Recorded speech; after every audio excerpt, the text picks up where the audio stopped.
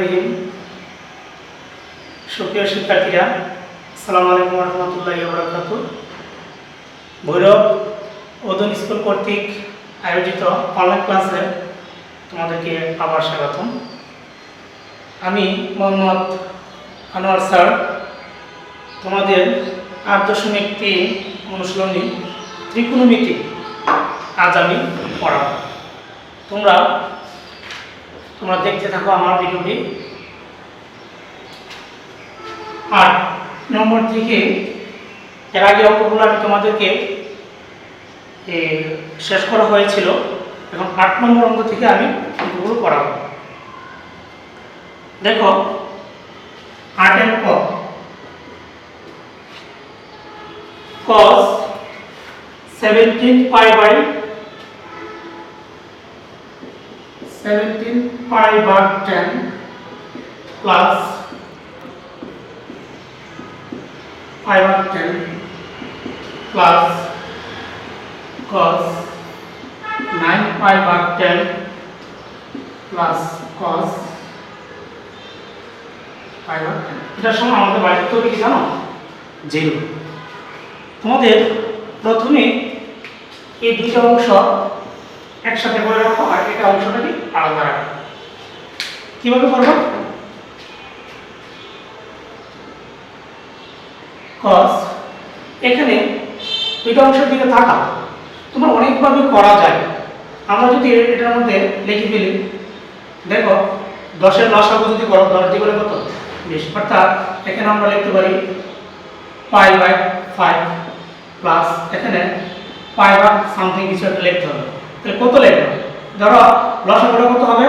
10। এখানে যদি তুমি 2 দেও তাহলে কত হবে? হচ্ছে 10 দুগুণে 20। 20 থেকে যখন এই 5 কত হবে? ধরো 10 যদি ভাগ দিয়ে দাও, 2 দিয়ে যদি 10 এর ভাগ দাও, দাও হচ্ছে 5 দিয়ে যখন এখানে সংখ্যা দিলে 3 কত হবে? 15 পাই। আবার 5 দিয়ে যদি 10 এর ভাগ দাও কত পাবো?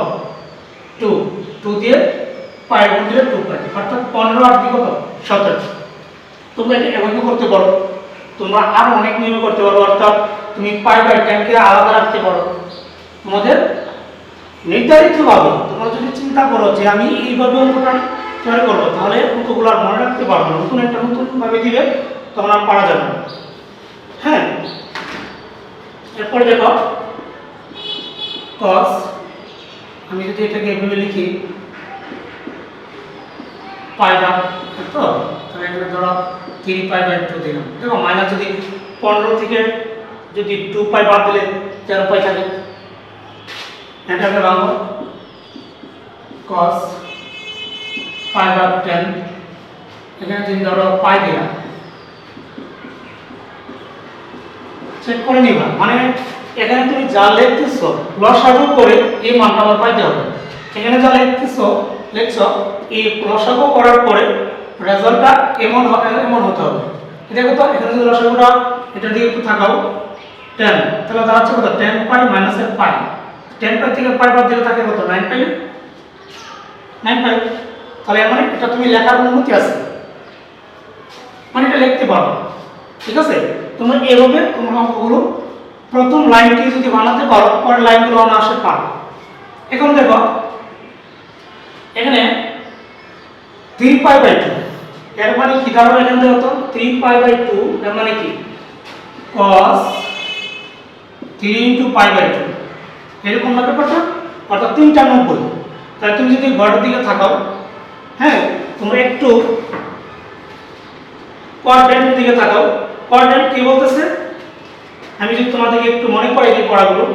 অনুশীলনী দেখো, ত্রিকোণমিতি অনুপাতের নিয়মের যে নিয়মটা আমি প্রথম ভাগে একটু আলোচনা করেছিলাম, অল স্টুডেন্ট টেক কেয়ার অথবা টেক কেমিস্ট্রি। এখানে এই গড়টার মধ্যে সকল অনুপাত ধনাত্মক, আর এই গড়টি কি? সাইন এবং কোসেক ধনাত্মক, আর এই গড়টি tan cot cos এবং sec ধনাত্মক। নিয়ম 1 নিয়ম 2, দুইটা নিয়ম মনে রাখবা। প্রথমেই দেখবা কি কোন চতুর্ভাগে যার গড় সে প্রবেশ করলে চিহ্নের কোনো পরিবর্তন হবে না। গড় চিহ্নের কোনো পরিবর্তন হবে না। যার গড় সে ব্যতীত অন্য কেউ যদি আসে তাহলে কি হয়ে যাবে? cos হবে sin, cos হয়ে যাবে কি sin, tan হবে cot, sec হবে cosec। নিয়ম 2 দেখো, নিয়ম 2টা কি, এর দেখো পাই বাই 2 এর সাথে জোড় না বিজোড় আছে, যদি জোড় থাকে তাহলে sin sin থাকবে, যদি বিজোড় দেখো তাহলে sin পরিবর্তন হয়ে cos হয়ে যাবে। আরেকটা নিয়ম তোমরা মনে রাখবা, এটা হলো লক্ষণীয় বিষয়, দেখো একটু, n বিজোড় সংখ্যা হলে ত্রিকোণমিতিক অনুপাতের পরিবর্তিত হয়। এক্ষেত্রে একটি বিষয়ের উপর লক্ষ্য রাখতে হবে, চিহ্ন বসানোর সময় পূর্বের ত্রিকোণমিতিক অনুপাত অনুযায়ী চিহ্ন নির্ধারণ করতে হবে। আমি জানি না তুমি এই জিনিসটা বুঝতে পারছো কিনা, উদাহরণ দিই দেখো এই অংশটা বোঝানোর জন্য। তোমরা আগে প্রয়োজনে স্ক্রিনশট নিয়ে অথবা একটু পজ দিয়ে তোমার ভিডিওটা থামাও, থামিয়ে আমার আগে দেখে নাও এই লেখাগুলো কি লিখেছি, তারপর তোমরা এই জিনিসটা নিয়ে চিন্তা করো। যদি না বুঝে থাকো তোমরা কমেন্ট করে জানাবা যে বুঝি নাই, না বুঝলে আবার পুনরায় আমি আবার একটা ভিডিও বানাবো। এখানে cot পাই বাই 3 লিখলাম, cot 2 পাই ভাগ 3, cot 2 পাই ভাগ 3। এখানে কিভাবে কাজটা করবে, তো প্রথমে আমরা যদি দেখো এই মানটা আমরা এমন ভাবে কাজটা করবা, যেমন ধরো cot pi minus pi pi by 3 এটা দিয়ে লিখলাম, এটাতে লিখলাম, এটা লেখার কোনো অনুমতি আছে কিনা দেখো তো, এটার মধ্যে লসাগু করো, লসাগু হবে কত 3, তাহলে 3 পাই মাইনাসের পাই, 3 পাই থেকে পাই বাদ দিলে থাকতেছে কত 2 পাই ভাগ 3। দ্যাট মিন্স এই জিনিসটা আমরা এটা পাচ্ছি, এর মানে এই লাইনটা যেই কথা এই লাইনটা সেম সেম মানে একই রকম, ঠিক আছে। তাহলে তোমরা এই লাইনটা লিখতে পারো। এখন দেখো cot কত 180 ডিগ্রি, তাহলে 180 ডিগ্রি এখানে আসছো, যেহেতু ঘড়ির কাঁটার প্লাস, যেহেতু এর জন্য ঘড়ির কাঁটার দিকে ঘুরবে, আর মাইনাস হলে ঘড়ির কাঁটা, এর তো মাইনাস থাকার কারণে কি করবে, মাইনাস হলে উল্টাও দিকে যাবে, অর্থাৎ এই ঘরটাতে থাকবে। এই ঘরটার মধ্যে এই ঘরটা কার ঘর, সাইন এবং কোসেকের, তাহলে আমরা এখানে কি করতে পারি, cot cotই থাকবে, এখানে কোসেক, এখানে সাইন এবং কোসেকের ঘর থাকার কারণে এখানে একটা মাইনাস দিবে, হ্যাঁ, তাহলে cot পাই বাই 3 বা তোমরা লিখে দেবে। আচ্ছা, আরেকটা জিনিস দেখো, এগুলো তোমরা দেখতে পাচ্ছ আদর্শ কোণ সময়ের ত্রিকোণমিতিক অনুপাত সমূহ, হ্যাঁ, আদর্শ কোণ সময়ের ত্রিকোণমিতিক অনুপাত সমূহ দেওয়া কোণ অনুপাত sin theta cos theta cosec theta sec theta tan theta, এই মানগুলো কিভাবে বাই করতে হয় তোমরা প্রথম পর্বে তোমরা এই জিনিসগুলো নিয়ে আলোচনা করেছি। তোমরা দেখো sin থিটা 0 1/2 এভাবে লিখেছি। আর একটা জিনিস মনে রাখবা, শূন্য দ্বারা কোনো কিছুকে ভাগ করলে অসংজ্ঞায়িত হবে। শূন্য দ্বারা যদি কোনো কিছুকে ভাগ করলে সেটা কি হয়ে যাবে, অসংজ্ঞায়িত হয়ে যাবে। যেমন tan 90 ডিগ্রি, tan মানে কি sin বাই cos, তাহলে sin 90 ডিগ্রি ভাগ cos 90 ডিগ্রি, sin 90 ডিগ্রি মান কত 1, cos 90 ডিগ্রি মান কত 0। তো একটা যখন ক্যালকুলেটর দিয়ে তোমরা এই ক্যালকুলেটরের মাধ্যমে ভাগ দাও, 1 ভাগ 0 কত দেখছো, ম্যাথ এরর মানে হলো তোমার অসংজ্ঞায়িত, মানে এটা ভুল। একটা জিনিস মনে রাখো, দেখো, আচ্ছা আর কথা না বাড়িয়ে আমি অঙ্কটির সমাধান করবো। এখন দেখো অঙ্কটি করতে গেলে তোমাদের বেসিক গুলো তোমাদের একটু ভালো করে করবা, তাহলে পারবে। তাহলে এখন এখানে দিকে থাকো, এখানে cos 3 পাই বাই 2, অর্থাৎ cos 3 পাই বাই 2 মানে কি, এখানে ধনাত্মক না ঋণাত্মক, দেখো তো 90 কয়টা এখানে, তুমি যদি এটা কেটে গেলো, ধরো 3 ইন্টু পাই মান কত 180 ডিগ্রি, 180 ডিগ্রি বাদ দেখবে 90 দাঁড়াচ্ছে না, তাহলে কত দাঁড়াচ্ছে 270 ডিগ্রি। 270 ডিগ্রি কিরকম আসবে, এই ঘরে 3 নম্বর ঘর, 3 কি ধনাত্মক না ঋণাত্মক, 3 হলো ঋণাত্মক, সরি 3 হলো কি এই আমাদের, যেমন ধরো এখানে প্রথম চতুর্ভাগ, এটা দ্বিতীয় চতুর্ভাগ, এটা তৃতীয় চতুর্ভাগ, আর এটা চতুর্থ চতুর্ভাগ, এটা জোড় না বিজোড়, 3 কি জোড় না বিজোড়, হ্যাঁ সেটাই বলতে চেয়েছিলাম। তাহলে 3 কি বিজোড়, বিজোড় যেহেতু cos হয়ে যাবে sin, ঠিক আছে, cos হয়ে গেল sin। এরপরে দেখো cos হয়ে গেল sin, তোমরা এখন 270 ডিগ্রি কতটুকু যাবো, আরো আছে প্লাসের পাই বাড়বে, মানে সামথিং চতুর্ভাগে এই যে এটার জন্য আমি বলছিলাম, কি আবার দেখো চলে গেলে একটু ভালো করে মনোযোগ সহকারে জিনিসটা দেখো।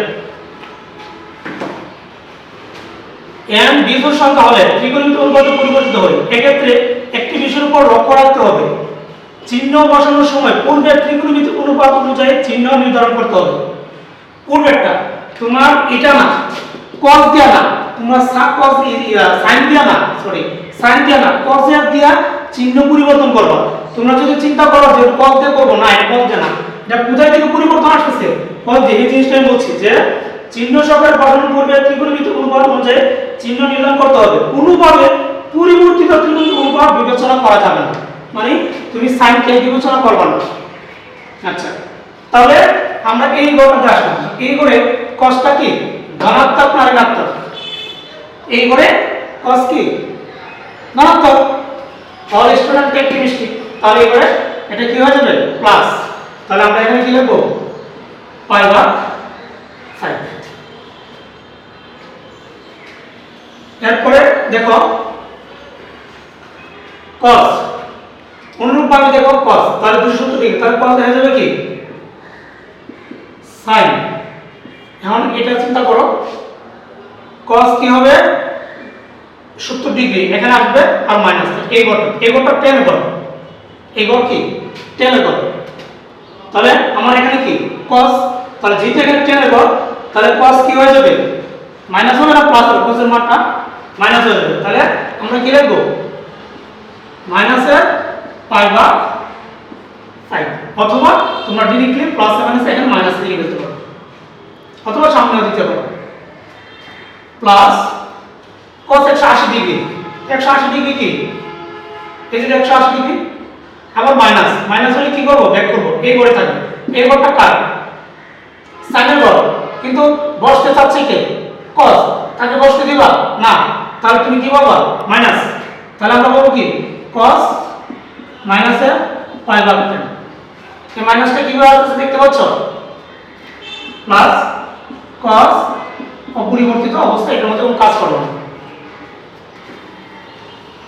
এখন দেখো sin π/5 plus A minus sin π/5 plus minus cos π/10 cos π/10।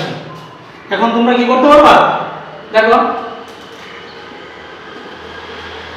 প্লাসের মাইনাসের কাটা, আর এই প্লাসের cos মাইনাসের cos কাটা। তাহলে আমরা ফলাফলটি পাইলাম কত জি। হলো তোমরা গুরুত্ব সহকারে এই অংশগুলো দেখো। এটা cos হয়ে গেল sin, এটা cos হয়ে গেল sin, কারণ 270 ডিগ্রি জোড় না বিজোড়? বিজোড়। আর cos কি 180 ডিগ্রি জোড় না বিজোড়? জোড়।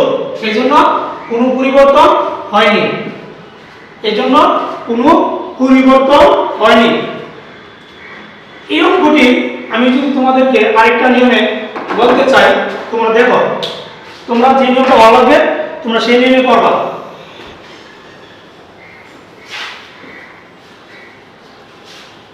প্রথমে তোমরা যে কাজটি করবা সেটা হলো ক্যালকুলেটর সাহায্যে নিবা। 17 ইনটু 180 ডিগ্রি ভাগ দেও 10 দিয়ে 306 ডিগ্রি। তোমরা জটপট লিখে বলো 306 ডিগ্রি। আবার দেখো 13 ইনটু 13 কত পায় মানে তো বলো 180। হ্যাঁ, ভাগ দাও কত দিয়ে 10 দিয়ে cos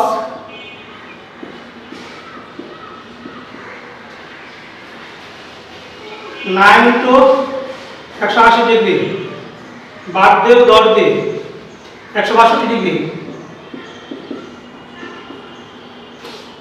180 ভাগ 10, হ্যাঁ কত ডিগ্রি 18 ডিগ্রি।